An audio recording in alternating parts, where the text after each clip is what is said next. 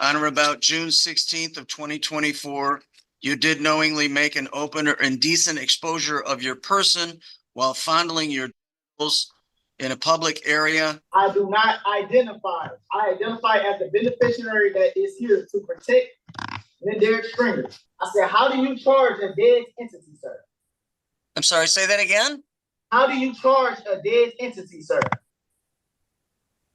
And it just happened right before your eyes. Good luck to you. We're about to go to war. His court hearing escalates fast. Judge Urich isn't having it as a sovereign citizen, either faking or genuinely unhinged, faces 2 public indecency charges for getting caught in a park. Is he acting or actually crazy? Drop your thoughts in the comments.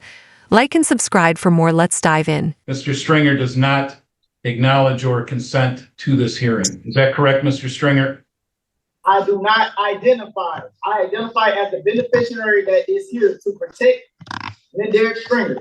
Very well, Mr. Stringer. The court is going to read the charge into the record since the formal reading is not waived. Mr. Stringer, on or about June 16th of 2024, you did knowingly make an open or indecent exposure of your person while fondling your genitals in a public area, contrary to the statute so made and provided at Michigan Compiled Law 750.335A, subparent 2, subparent B.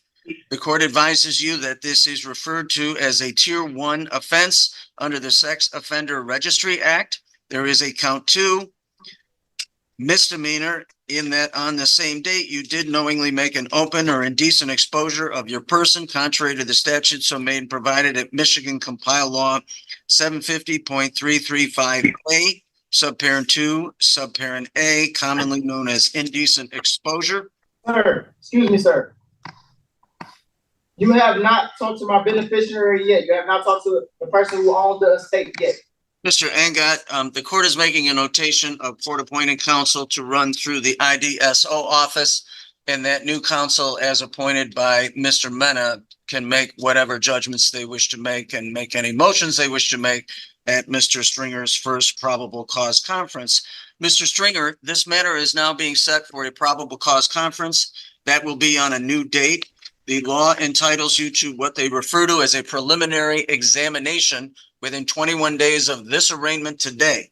He also has a lengthy criminal history out of Texas, going from as recent of these warrants, which were entered last year, back to around 2015, receiving charges for evading arrest and detention, unlawful possession of a firearm by a felon, assault, family and house member impeding breath or circulation, several other assault charges, a weapons charge, and then also like falsifying assault from 2019 out of Hartwood Woods, which looks like it was deferred as assaulting a public officer or obstructing. Judge, despite the fact of these charges and what was listed by the detective, I believe that with the GPS tether, that certainly would give this court, pretrial services, and any other entity overseeing Mr. Stringer during the pendency of this matter, notice of where he would be within 3 feet, is my understanding, with that tether. I don't think a cash bond is necessary. I would ask the court to give him a personal bond with the GPS tether. Given everything that's before the court at this time, the court will set bond in the amount of $50,000. Cash or surety, no 10% allowed at this time. Judge Urich is just on another level. A lot of judges either lose patience or waste time with sovereign citizens, but he shuts it down fast. The way he picks apart their contradictions is low-key hilarious, so smooth but effective. And that $50,000 bond, solid call.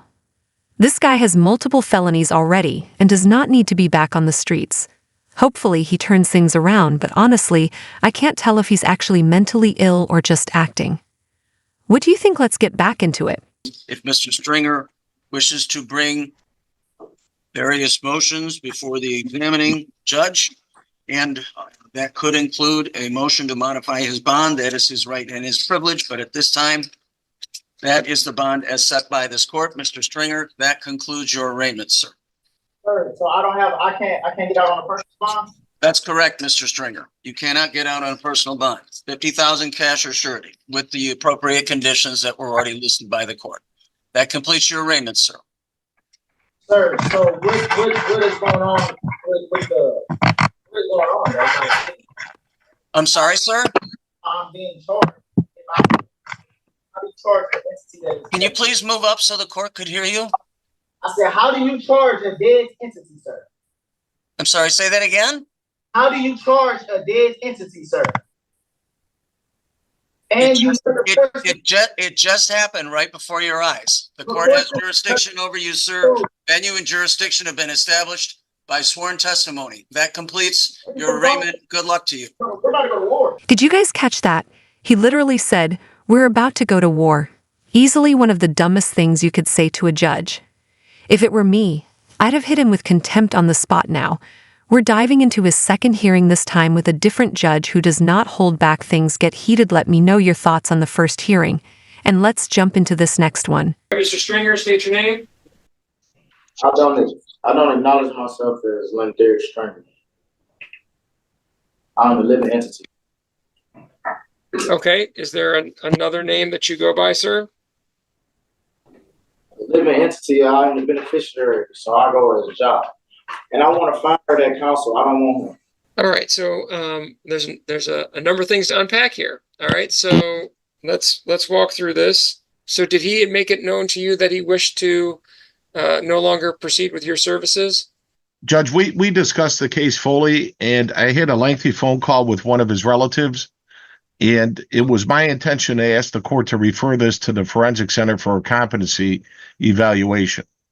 I do think it, given your experience and then your connection with him as well as a family member, plus the way the defendant has presented today, that a competency review is in order. And so I'm happy to move forward with that. So Mr. Stringer, there is, just so you understand, there has been some preliminary information that suggests that you may not be competent to proceed at this particular time. Whether that's a correct assertion is basically a decision that can only be made after an investigation is done to determine whether or not you can, that you understand the nature of the proceedings, that you can assist your attorney. We need to find those things out.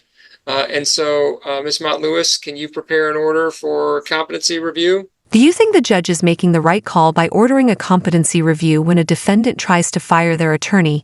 It's a huge issue, especially if they're mentally incompetent.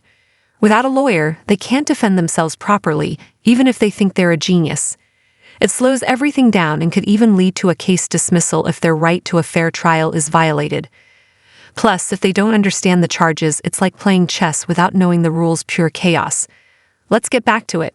I'm going to wait to consider that request until I can determine whether or not he's competent. If I would remove Mr. Sanutko off the file, if I would remove him off the file based on a request made by a person who's later determined to be incompetent, I think that would be a real issue. And so at this point in time, I'm going to grant the request. What labels me Evaluation. What labels me incompetent? My intelligence, because I have a high IQ? No. That's not it, sir. There are different legal standards, but really it comes down to whether or not you can understand the nature of the proceedings at this time, that you have the ability. I overstand the nature of the proceedings. That you have the ability to assist your attorney in your defense. To withdraw, sir. I do not want my legal counsel. Actually, he did not reach out to the person that my relative told him to reach out to my father, and he didn't do that. My father was going to tell him that we wanted him to withdraw. He did not reach out to my father. He only reached out to Stephen Taylor. Stephen Taylor gave him my father's number, and he did not do that. So I would like him to withdraw from my case, sir. I have no. So he isn't competent enough for me, honestly. I'm almost certain this competency review will confirm this guy is mentally ill. He's stacked up so many felonies, and it just feels like it's never going to stop. Don't get me wrong, I'm all for second chances, but he's burned through a whole pile of them already. I still can't tell if he's actually unwell or just another sovereign citizen trying to act above the law. But getting caught messing with his stuff in public, yeah, that leans toward crazy. What do you guys think? Did the judges handle it right? Personally, I think they did everything they could. Maybe throwing him in contempt would have straightened him out. But who knows? Let me know your thoughts in the comments. And if you're into this kind of content, don't forget to like and subscribe. Thanks for watching. Take care.